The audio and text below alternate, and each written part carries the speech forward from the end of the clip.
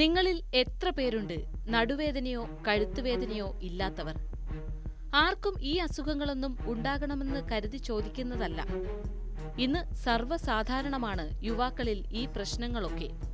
മുൻപൊക്കെ പ്രായമായവർ നടുവേദന, കൈവേദന, കഴുത്തുവേദന എന്നൊക്കെ പറയാറുണ്ട്.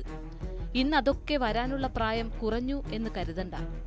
പലതും നമ്മൾ വരുത്തിവെക്കുന്നതാണെന്നാണ് ഇത്രയും കാലം ആരോഗ്യ വിദഗ്ധർ ചൂണ്ടിക്കാട്ടിയിരുന്നത്. അതായത് നടപ്പിലും നിൽപ്പിലും ഇരിപ്പിലുമൊക്കെയുള്ള അലസതയും ശ്രദ്ധയില്ലായ്മയുമെല്ലാം നടുവേദനയ്ക്കും നട്ടെല്ല് വേദനയ്ക്കും കഴുത്തുവേദനയ്ക്കും കാരണമാകുന്നു എന്നായിരുന്നു കരുതിയിരുന്നത്. അത് ശരിയല്ലെന്നാണ് പുതിയ പഠനങ്ങൾ. ഫസ്റ്റ് പോസ്റ്റാണ് ഇക്കാര്യം റിപ്പോർട്ട് ചെയ്യുന്നത്. നട്ടെല്ല് നിവർത്തി നടക്കുക എന്നൊക്കെ പറയാറില്ലേ? അങ്ങനെ നിൽക്കാത്തതും നട്ടെല്ല് നേരെ നിവർത്തി ഇരിക്കാത്തതുമെല്ലാം വിവിധ ആരോഗ്യ പ്രശ്നങ്ങൾ ഉണ്ടാക്കുന്നു എന്ന് കരുതിപ്പോന്ന വിശ്വാസമാണ് ഇതോടെ തിരുത്തപ്പെടുന്നത്. അല്പം കൂനോടെ നടക്കുന്നതും കസേരയിൽ വളഞ്ഞിരിക്കുന്നതും മൊബൈലും ലാപ്ടോപ്പും നോക്കാനൊക്കെയായി കഴുത്തൽപ്പം മുന്നോട്ടാഞ്ഞിരിക്കുന്നതും ഒന്നുമല്ല നട്ടെല്ല് വേദനയ്ക്ക് കാരണമെന്നാണ് ഏതാണ്ട് 2 പതിറ്റാണ്ടായി നടക്കുന്ന പഠനങ്ങളിൽ നിന്ന് വ്യക്തമായത്. സാധാരണ രീതിയിൽ ഇരിക്കുന്നവരെ അപേക്ഷിച്ച് കൂനിയും കുനിഞ്ഞും ഇരിക്കുന്നവർക്കും നടക്കുന്നവർക്കും ഒന്നും നടുവേദന കൂടാൻ സാധ്യത കൂടുതൽ ഇല്ലെന്നാണ് ഈ പഠനങ്ങൾ ചൂണ്ടിക്കാട്ടുന്നത്. മേശപ്പുറത്തിരിക്കുന്ന കമ്പ്യൂട്ടറോ ലാപ്ടോപ്പോ ഉപയോഗിക്കുമ്പോഴോ കൈവെള്ളയിലെ മൊബൈൽ ഉപയോഗിക്കുമ്പോഴോ നട്ടെല്ലിന് തകരാർ സംഭവിക്കുമെന്നതിന് തെളിവൊന്നുമില്ല.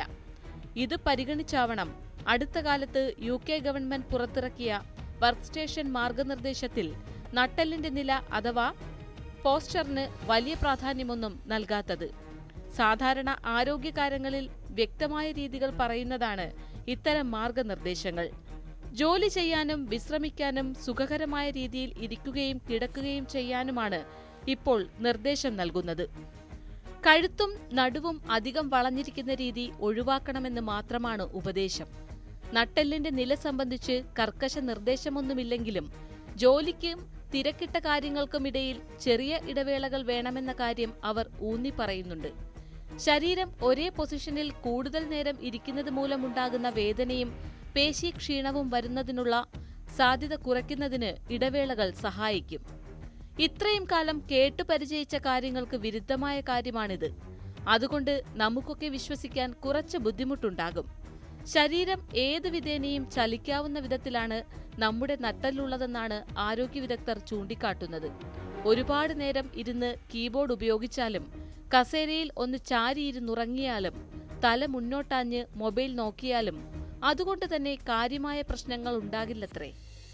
അതേസമയം മറ്റൊരു കാര്യം ശ്രദ്ധിക്കണം. ഇന്ന് ഏറെ ജനപ്രിയമാണ് സ്റ്റാൻഡിംഗ് ഡെസ്കുകൾ. ഈ രീതിയിൽ കുറേ നേരം നിൽക്കുന്നത് നട്ടെല്ലിനത്ര നല്ലതല്ല. ജോലികൾ ഏറ്റവും സുഖകരമായ രീതിയിൽ ഇരുന്നും നിന്നും നടന്നുമെല്ലാം തീർക്കുക. അതുകൊണ്ടൊന്നും നട്ടെല്ലിന് അത്ര കേടുപാടുണ്ടാകില്ല. നട്ടെല്ലിന്റെയും നടുവേദനയുടെയും കാര്യമാണ് നമ്മൾ പറഞ്ഞത്. വളഞ്ഞു കുത്തിയിരിക്കുന്നതിലും കൂനിക്കൂടി നടക്കുന്നതിലും വലിയ അപകടമുള്ള മറ്റൊരു വശമുണ്ട്. അത് നമ്മുടെ മൂഡും ഓർമ്മയും എല്ലാമായി ബന്ധപ്പെട്ടതാണെന്ന് ആരോഗ്യ വിദഗ്ധർ മുന്നറിയിപ്പ് നൽകുന്നു.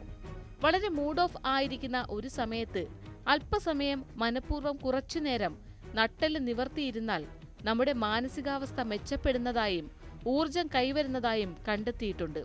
അതായത് വളഞ്ഞും കൂനിയും ഇരിക്കുന്നതും നടക്കുന്നതും നിൽക്കുന്നതുമെല്ലാം നമ്മുടെ ഉള്ളിലെ മനസ്സിലെ നെഗറ്റിവിറ്റി വർദ്ധിക്കാൻ വഴിയൊരുക്കുമെന്ന് അർത്ഥം.